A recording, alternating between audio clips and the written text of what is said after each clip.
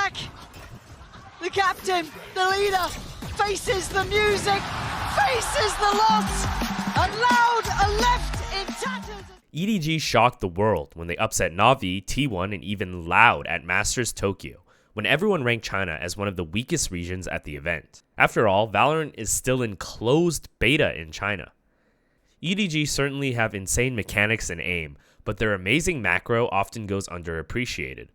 In this video, I'm going to break down EDG's complex attacker side strategy, and exactly how they abuse defensive habits to win rounds against the best teams in the world. I think make the right decision here. They continue pushing.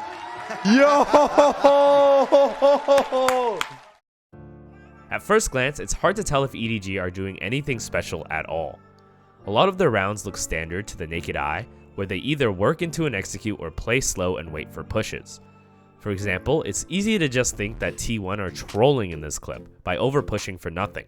But trust me when I say that EDG have a deep understanding of defender habits and manipulated T1 to over-push with multiple rounds of conditioning. We'll need to go back to the first round of this game to understand exactly how EDG tricked T1 into over-pushing. In this first round, EDG default a Sky Flash into Dish to show some presence while the strong side with 3 players walks up B main quietly. T1's Brimstone jiggles to spot the angle, and as soon as he spots Kong Kong, he smokes B main. This smoke from T1 makes it hard for EDG to execute, but it also makes it very hard for T1 to get any more information in B main. EDG know this, and they immediately walk out of B main back to A main.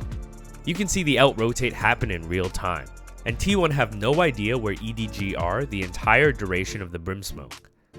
A is completely free for EDG to plant the bomb, and they have all the control in the world to close out the round. T1 can recognize that this round was lost because they crucially lacked information to make the correct read. Not only was B main smoked off so they couldn't tell if EDG were still around, but A main was left completely open. On T1's eco, they're determined not to let EDG freely take B main and walk up like last time, so they plan an aggressive push immediately using Breach utility. But EDG play around this early timing perfectly. You can see most of EDG are waiting deep into spawn for a couple seconds, anticipating the immediate timing. In round 3, on EDG's bonus, we see them capitalize on the dish control that Sky had been cooking for multiple rounds prior. EDG kept defaulting a Sky Flash into Dish but never actually went there. EDG quietly walk up Dish while 2 players hold their spawn for the A main push. And once the smoke fades, T1 fights deep into spawn and the Dish players come out onto site. The players from site swarm the A main pushers and T1 lose another round. Now let's skip ahead to round 5 where we saw the overpush from T1.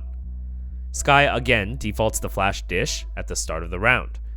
T1 are now investing 2 players in Dish, trying to prevent the walk-up play that happened in round 3. Ban pushes up A main with the smoke, while EDG continues to stay quiet and don't push through. They have their Killjoy take full control of B main, and now EDG know that T1 don't have the information they need. To T1, this round looks exactly like the pistol round. You can see the moment T1 have this thought when Breach and Brimstone both leave to rotate B. When the A main smoke fades, Ban starts to push through A main, and let's take a moment to appreciate the amazing micro going on here. You can see Haodong purposely not peeking the first angle and intentionally playing off his teammates who are holding wider. If Haodong peeks this first angle, Ban immediately gets the information he needs, gets a decent chance at a fight, and can back off easily. Instead, he plans to swing off his teammates, who are holding the widest angle, which forces Ban to come all the way out before seeing anyone. Keep in mind that T1 is convinced they're walking B and Ban did not see anyone on the first angles in A main. This means that even though Ban has good crosshair placement when he sees them, he is not mentally ready to take this fight. You can see EDG fully staying on top of T1's thought process, even to the last detail. Once Ban gets picked, EDG actually immediately walk to B main instead. Again, let's watch the out-rotate happen in real time, as T1 are now worried about A main and drop another Brimsmoke in the final choke. This again denies information from T1 and showcases another great read from EDG, while T1 are too many steps behind. EDG just know exactly how to make defenders feel desperate for information and then set up traps to punish their aggression. Let's take a look at the sequence of rounds from the game against Team Liquid on Split. EDG used the standard setup on attack with Viper utility in A main to control ramp. We can see this on round 3, where EDG work up A main and ramp using the Viper utility.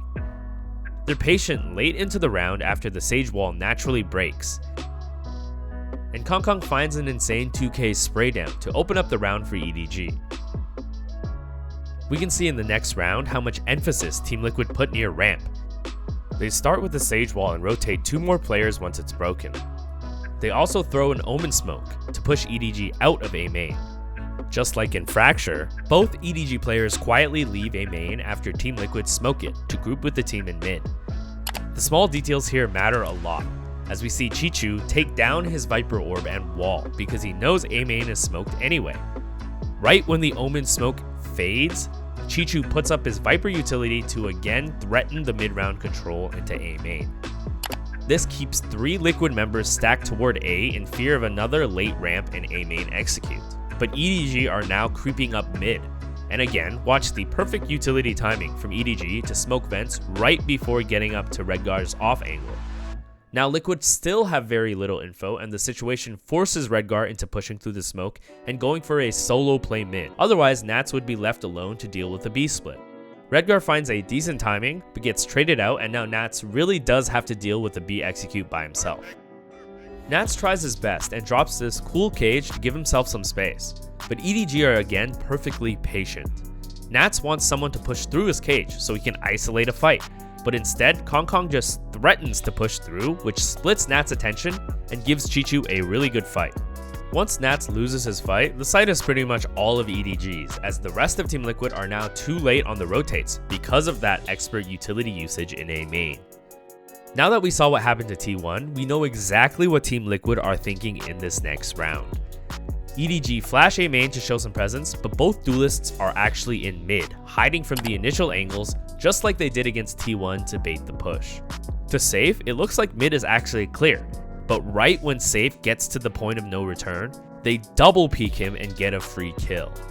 Kong goes back to B main to re-clear it, and again is just so diligent. He throws the boombot to clear the left corner, but holds the angle on the right to prevent someone from trying to timing him or shoot the boombot. This allows him to get both kills in a setup meant to trap him. Another sequence of rounds from EDG with insane information warfare, which culminates in baiting Team Liquid to push into their deaths. I don't think any other team in the world is this good at baiting pushes, and it's just such a powerful tool because it makes teams scared to collect information on defense. EDG had such an amazing run at Masters, and I hope that this video shows you why they're a much better macro team than people think. I can't wait to see how they perform at Champions later this year. Let me know in the comments below if there were any awesome plays or strats you noticed at Masters, and as always, thanks for watching. And he wants more! He's gonna chase him around the map. He's still going. There's a gap. There's a gap, Heaven. And the aftershock's going to deal with the Yo, he lockdown. broke it. They broke it. They have lineups for the KJ ults. They have every part of the game. Eventually fall down to Munchkin.